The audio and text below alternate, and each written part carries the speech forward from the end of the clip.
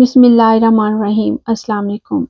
حضرت داؤد علیہ السلام کی قوم بندر کیوں بنا دی گئی؟ ایک ایسی قوم جس پر اللہ تعالیٰ نے اپنا دردناک عذاب نازل فرمایا اور اس قوم کے تمام لوگوں کو بندر بنا دیا۔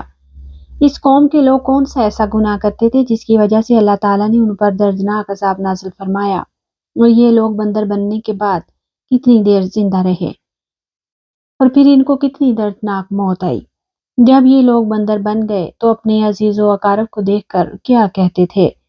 ان تمام سوالوں کے جواب آج کی اس ویڈیو میں ہم آپ کو بتائیں گے۔ انسانوں کے بندر بننے کی ابتدا حضرت داؤد علیہ السلام کے دور سے ہوئی۔ اس واقعے کا پس منظر کچھ یوں ہے۔ حضرت داؤد علیہ السلام اور ان کی قوم سمندر کے کنارے ایلا نامی گاؤں میں رہتے تھے اور ان کی تعداد 70,000 کے قریب تھی۔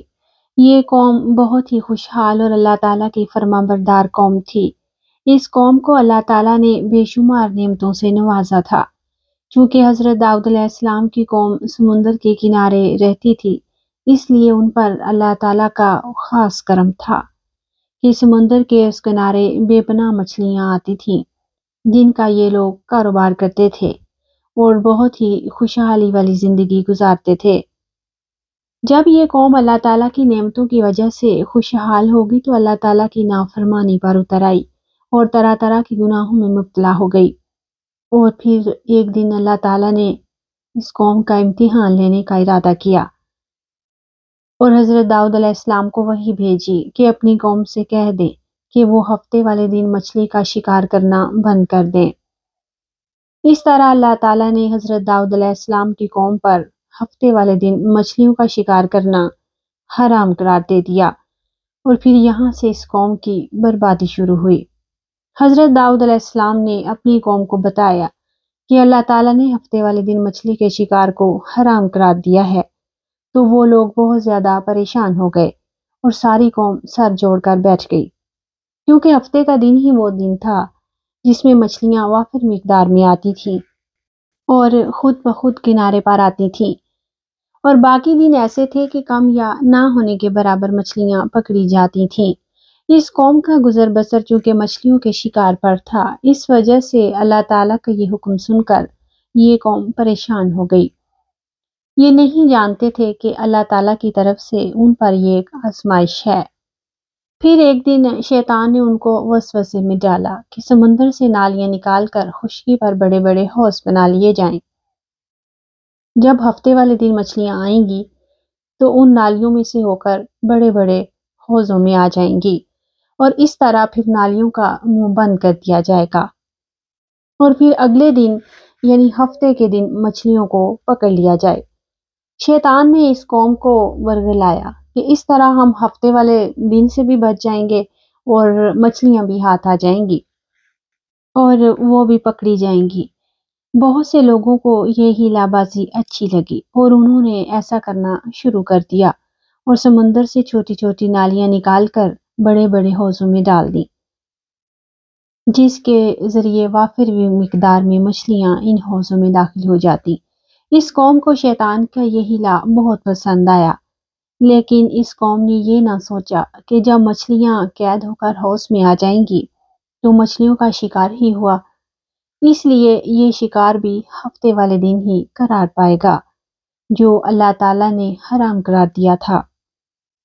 اس موقع پر یہودیوں کے 3 گروہ ہو گئے۔ کچھ لوگ ایسے تھے جو شیطان کے اس ہیلے پر منع فرماتے تھے اور ناراض و بیزار ہو کر اس شیطان کے کام سے باز رہے، اور کچھ لوگ اس کام کو دل سے برا جان کر انہوں نے شکار نہ کیا، لیکن دوسروں کو منع بھی نہ کرتے، بلکہ یہ دوسرے لوگوں کو کہتے تھے کہ تم لوگ ایسی قوم کو منع کرتے ہو جس کو اللہ پاک عنقریب ہلاک کرنے والا ہے اور ان پر اپنا دردناک عذاب نازل فرمانے والا ہے۔ اور اس قوم کے کچھ لوگ ایسے تھے جو سرکش اور نافرمان تھے، جنہوں نے اللہ تعالیٰ کے حکم کی علانیہ مخالفت کی اور شیطان کی ہیلے بازی کو مان کر ہفتے والے دن شکار کرنے لگے۔ یہ لوگ اللہ تعالیٰ کی کھلم کھلا مخالفت کرتے اور ہفتے والے دن مچھلیوں کا شکار کر کے ان کو کھایا کرتے اور بیچا کرتے۔ حضرت داؤد علیہ السلام کی قوم کے 1200 لوگ ایسے تھے جو جاننے کے باوجود بھی ہفتے والے دن مچھلیوں کا شکار کرتے۔ حضرت داؤد علیہ السلام نے ان 1200 نافرمانوں کو اللہ تعالیٰ کی عذاب سے بہت ڈرایا کہ وہ اللہ تعالیٰ کی اس نافرمانی سے باز آ جائیں، لیکن وہ لوگ باز نہ آئے اور کھلے عام شکار کرنے لگے۔ چنانچہ وہ لوگ جو اس کام کو برا جانتے تھے، انہوں نے اپنے اور ان نافرمانوں کے درمیان ایک دیوار کھڑی کر دی، جس کے ایک طرف وہ 1200 نافرمان تھے اور دوسری طرف وہ لوگ جو اس کام سے باز رہے۔ حضرت داؤد علیہ السلام نے اپنی اس قوم کو بہت زیادہ سمجھایا، لیکن وہ اپنی نافرمانی سے باز نہ آئے۔